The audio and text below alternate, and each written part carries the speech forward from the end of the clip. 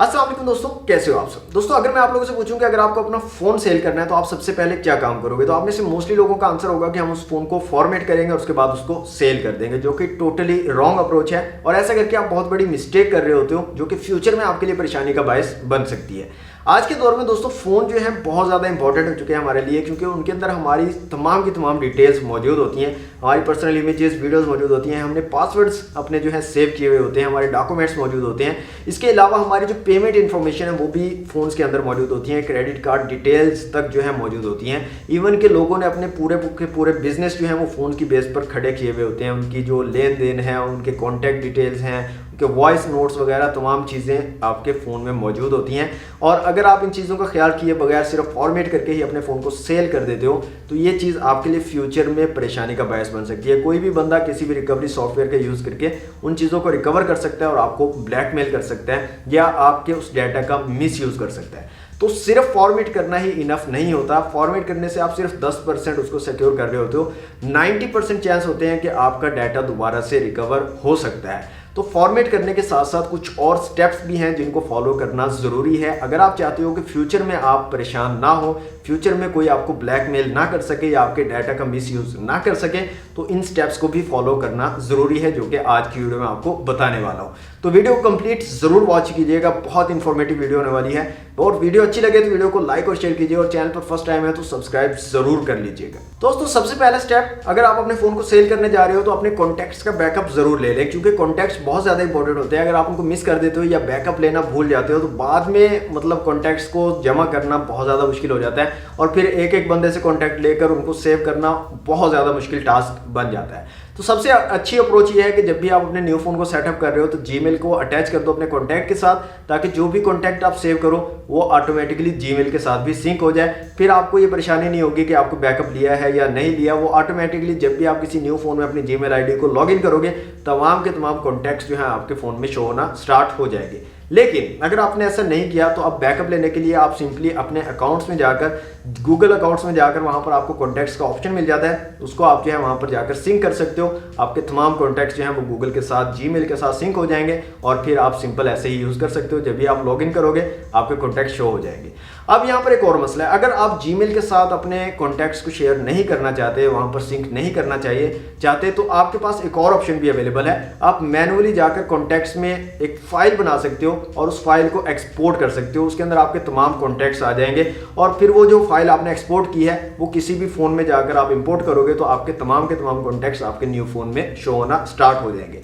तो ये सबसे पहला स्टेप रहेगा, जब भी आप अपने फोन को सेल करने जा रहे हो तो अपने कॉन्टैक्ट्स का बैकअप जरूर ले लें। दूसरा स्टेप जो आपने फॉलो करना है दोस्तों वो है आपके डाटा का बैकअप। आपके फोन में जो भी डाटा मौजूद है, इमेजेस, वीडियोस, डॉक्यूमेंट्स, जो भी चीजें हैं, उनका बैकअप जरूर ले लें। अब उसके लिए आप क्लाउड सर्विसेज का यूज कर सकते हो। अगर क्लाउड सर्विसेज का यूज नहीं करते तो आप सिंपली अपने पीसी या लैपटॉप पर मैनुअली भी बैकअप बना सकते हो, जिसको आप अपने न्यू फोन में इंपोर्ट करके उसका यूज कर सकते हो। अब ये बहुत इंपॉर्टेंट स्टेप है, ये आप तमाम लोग करते होंगे और सोच भी रहे होंगे कि यार ये क्या स्टेप है, लेकिन इंपॉर्टेंट चीज अब मैं आपको बताने वाला हूं कि लोग क्या करते हैं कि बैकअप तो ले लेते हैं, बैकअप लेने के बाद फौरन से उसको जो है फॉर्मेट करते हैं फ़ोन को और सेल कर देते हैं, जो कि बहुत बड़ी मिस्टेक है। यहाँ पर आपको एक और स्टेप को फॉलो करना है, और वो ये है कि बैकअप लेने के बाद आपने देखना है अपने फ़ोन के अंदर जो भी इंपॉर्टेंट डाटा है, जैसे आपकी कोई इंपॉर्टेंट इमेजेस, वीडियोस या डॉक्यूमेंट्स हैं, जो अगर किसी और के हाथ लग जाते हैं तो वो आपके लिए परेशानी का बायस बन सकता है या आपको ब्लैकमेल कर सकता है। तो ऐसी चीज़ों को आपने मैनुअली डिलीट करना है। मैनुअली का क्या मतलब है, आपने सिंपली उन तमाम चीज़ों को सिलेक्ट करना है वन बाय वन, और फिर उनको अपने फ़ोन से डिलीट करना है मैनुअली। और ये बहुत ज़्यादा इंपॉर्टेंट स्टेप है दोस्तों। अगर आप इस स्टेप को फॉलो नहीं करते तो फ्यूचर में आप अपनी परेशानी के खुद जिम्मेदार होंगे। ये तमाम काम करने के बाद दोस्तों आपने थर्ड स्टेप क्या फॉलो करना है, आपने सिंपली जाना है सेटिंग में। सेटिंग में जाने के बाद आपने अकाउंट्स में जाना है, उसके बाद वहां पर जो गूगल की आईडी आपने लगाई हुई है, जीमेल आईडी लगाई हुई है, उसको मैनुअली जाकर लॉग आउट कर देना है। जी हाँ दोस्तों, मैनुअली लॉग आउट करना है जाकर। और ये काम करने के बाद फोर्थ स्टेप आपने क्या करना है कि आपने अपने फ़ोन को एक बार फॉर्मेट करना है। फॉर्मेट करने के बाद उसको दोबारा सेटअप करना है, और यहाँ पर आपने कोई आईडी वगैरह, कोई ईमेल वगैरह नहीं लगानी, सिंपली मतलब बगैर आईडी के आपने फ़ोन को सेटअप कर देना है कम्प्लीटली। अब यहाँ पर जो इंपॉर्टेंट स्टेप आ जाता है दोस्तों, सेटअप करने के बाद आपने अपने फ़ोन को ओवरराइट करना है। अपनी जो फाइल्स हैं, जो इंटरनल स्टोरेज है, उसको ओवरराइट करना है। वो कैसे करना है, आपने कुछ भी गार्बेज डाटा, कुछ भी इमेजेस, वीडियोस, कुछ भी आपके पास डॉक्यूमेंट्स, गार्बेज, इंपॉर्टेंट नहीं, गार्बेज डाटा आपने उठाकर अपने फ़ोन में डालना है। अब ये काम मैनुअली करना मुश्किल है, अगर तो आपके पास पड़ा हुआ है तो बहुत सिंपल है। आप सिंपली अपने फ़ोन को डाटा केबल के साथ अटैच करें और उस गार्बेज डाटा को अपने फ़ोन में एक बार से डाल दें, उसको कॉपी कर दें और उसके बाद दोबारा से फ़ोन को फॉर्मेट कर दें। अगर आप ऐसा नहीं कर सकते, गार्बेज डाटा आपके पास नहीं मौजूद, तो आप सिंपली एप्लीकेशन का यूज़ करके भी यहाँ पर ये काम कर सकते हैं। अगर आप प्ले स्टोर पे जाओगे तो वहाँ पर श्रेडिट के नाम से एक एप्लीकेशन आपको मिल जाती है, उसका यूज़ करके उसके अंदर डिफरेंट आपको जो एल्गोरिदम दिए गए हैं उनका यूज़ करके आप जो है गार्बेज डाटा को वहाँ पर ओवरराइट कर सकते हो।